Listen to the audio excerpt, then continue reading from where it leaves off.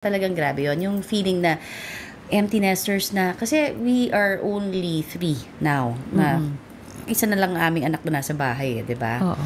So, yung bunso. So, sabi namin gano'n parang, so, yung nagkaroon kami ng, parang nalito rin kami, in fairness.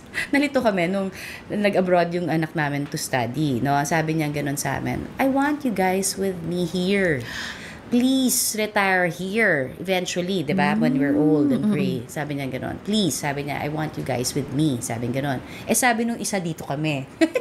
Di, syempre magkakahiwalay sila. Yung bunso ko, umihirit. Gusto, I want to study in Netherlands. Mga ganyan. Ganyan, Kasi parang ano to, magkakahiwalay tayo. Hindi. Kami ang puntahan nyo where we're gonna retire. Yeah. Sabi namin gano'n. So, you create your own lives wherever you want to. But at the end of the day, sabi ko, me and your dad will have our own. Sabi ko gano'n. So, we're gonna decide where we're gonna retire and just visit us, okay? Kasi we're so happy naman together. Yung gano'n.